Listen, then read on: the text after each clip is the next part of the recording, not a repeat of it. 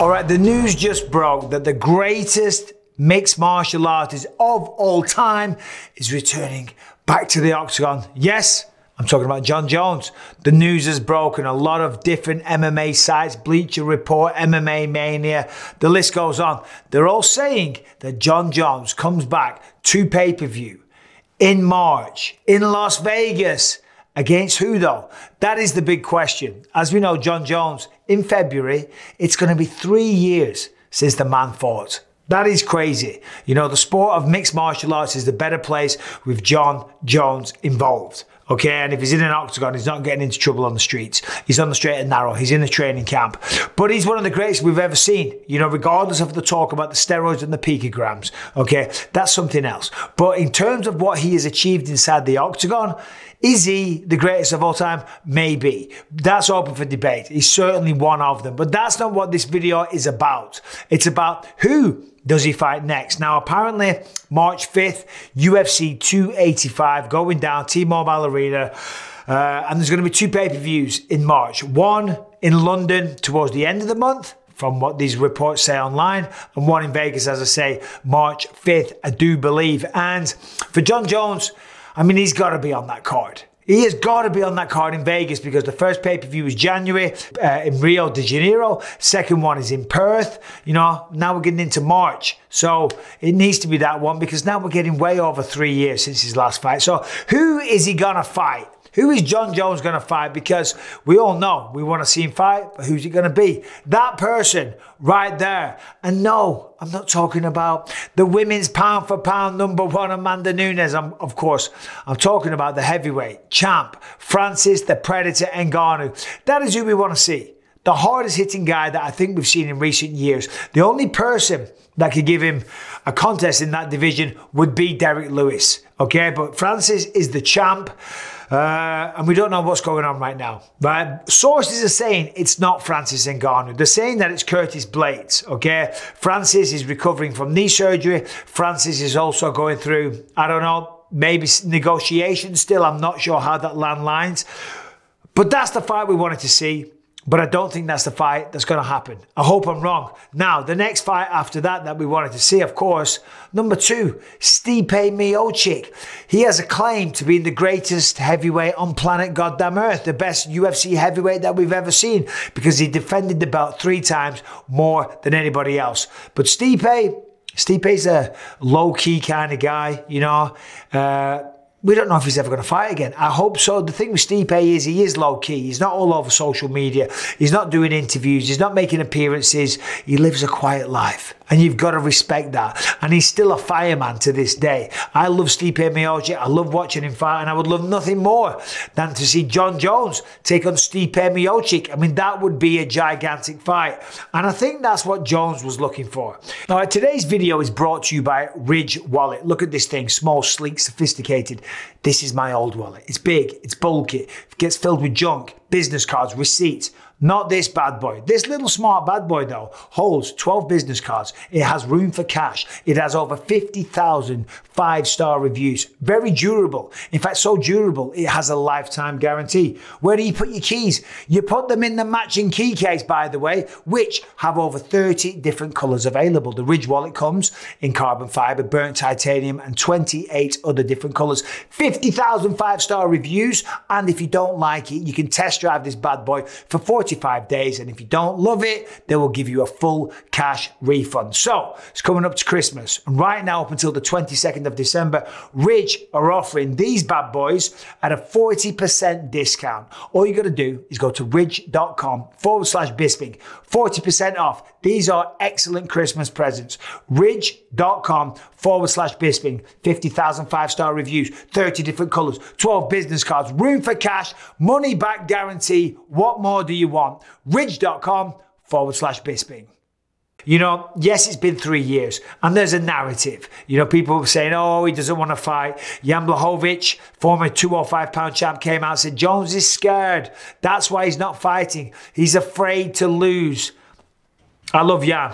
That ain't true. He ain't afraid to lose. He wants to fight, and he wants a blockbuster fight. He wants somebody like a Francis Ngannou. He wants a Stipe Miocic. He wants a huge blockbuster fight that's going to do massive numbers. But those guys aren't available right now. So we go back. I mean, number one right now is Cyril Gane.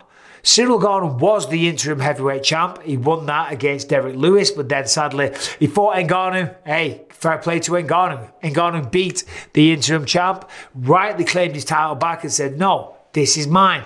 I am the heavyweight king. So who else could it be? I mean, Cyril Gane would be a great fight. Cyril Gane versus Jon Jones. I mean, the striking would be phenomenal. Yes, of course, you got to think you would favour Jones because of the wrestling department. He can take people down. He's got good jiu-jitsu. He's got submissions. And he's got way more experience than Cyril Gane. I don't know who Cyril's fighting next, though. Pretty quiet on that front. Of course, that brings us to number 3, Curtis Blaydes. This is the guy that's the front runner right now. All the sources, all the media outlets are saying that it's going to be Curtis Blaydes. As we know, Blaydes last saw him in action against Tom Aspinall. Tom broke his leg or his knee, ruptured several ligaments, and had to have a couple of surgeries and things like that. It was very, very unfortunate, but you know, it was a win for Curtis Blaydes, regardless of the circumstances. Tom Aspinall would have been a great fight for Jon Jones as well, but he didn't get the job done. Curtis Blaydes, number 3, is right there. And against Cyril Gane, you know, I think he'd have a good chance against Cyril simply because of the wrestling. The point that I'm making by saying that is that it looks like, you know, this is one of the toughest tests. If Ngannou's out, which it looks like he is, if Stipe doesn't want to fight just yet, which potentially he doesn't, then Curtis Blaydes right now could be the toughest fight for Jon Jones in the heavyweight division that is available to him, okay? And if Jones takes him on, it takes Curtis Blaydes on, then hey, fair play, respect to him, taking on the toughest guy in the heavyweight division after 3 years away from the sport. And Jones always used his wrestling to great effect. Could he do that against Curtis Blaydes? Could he do that against a guy that big, that strong? Now, granted, Jones was always a big guy for light heavyweight. He was massive, in fact. But the legs weren't the thickest. They weren't the strongest. And a lot of wrestling comes from the strength, the hips, the ass, the thighs. But I think Jones will do okay. But Curtis Blaydes is a tough fight. Very, very tough fight. And of course, if Jones beats him, it puts him right at the top of the food chain to fight whoever the champ is, whether that's Ngannou, if he stays with the promotion, and I hope he does. Fingers crossed that all gets worked out and he comes back. But let's just see who some of the other options are. Obviously, Tai Tuivasa. Well, Tai Tuivasa, number 4, is fighting number 5, Sergei Pavlovich. That's 3rd of December in Orlando, Florida. My mate, Tom Aspinall, sadly, still recovering from the knee. Recovering very, very well. He'll be good to go, hopefully soon in the new year as well. So, Tom, one of the best guys at heavyweight. 7, Derek Lewis. Derek Lewis, you know, he's had a rough run this year. He's had a rough run, and Saturday night was supposed to fight as well, again, but sadly had to pull out the fight a few hours before he had to go to the hospital. Still don't know the exact scenario. Wasn't weight cutting related, wasn't COVID related, but yeah, he had some kind of stomach bug or something like that. And then, you know, then from here we start getting to guys that, with respect to them, I don't think are going to do it for Jon Jones. Volkov, you know, Rosenstruck, Marcin Tybura, Chris Daukaus, these are all great fighters, but they're not that guy. They're not Francis the Predator Ngannou. Jones versus Ngannou, that would be a fight of massive magnitude. That would do huge pay-per-view sales. And you can bet your bottom dollar that Jones, being away for so long and feeling disrespected like he does. Remember, anytime there's talk of GOATs, you know, with George St. Pierre, with Khabib Nurmagomedov, anyone like that, Jones is quick to get on Twitter and point out the fact that he defended the belt so many times and was never beaten and all the rest of it. So he does take these things kind of seriously. And he does get annoyed when he gets overlooked. So he wants to come back and he wants to do massive pay-per-view numbers. A, to show, number 1, that there's a demand for him. And B, to show, hey, listen, I am still one of the big dogs. And as I just showed, when you go through the heavyweight division, there's not really too many people around. Cyril Gane would be great. Miocic's out. Ngannou's maybe out. Curtis Blaydes is the next best deal. Curtis Blaydes, Francis Ngannou. Sign me up. Take my money. I'd see that. I'd watch that. I would pay to watch that. 100% I would. I think a lot of people are going to be intrigued by Jones when he comes back. How will he fare at heavyweight? Will he be slower? Will his cardio be the same? Will he be able to go 5 rounds at a high pace? Jones always could. I mean, his conditioning was always next level. Remember, you know, apparently he didn't train for the Gustafsson fight, but he still beat him and he still went 5 rounds, you know, at a really, really good pace. You know, Jones always comes in great shape. He's always been pretty quick, you know, but will the strength and the extra muscle mass, will that slow him down? Will he still be as explosive with his takedowns? Will he be able to take the punches of the other heavyweights? They hit fucking hard, as we know. So a lot of questions need to be answered. But either way, I'm excited to see him back. I hope the media in this instance are correct. March 5th.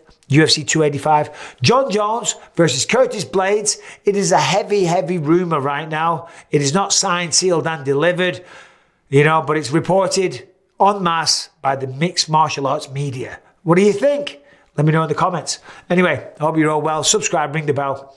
See you soon.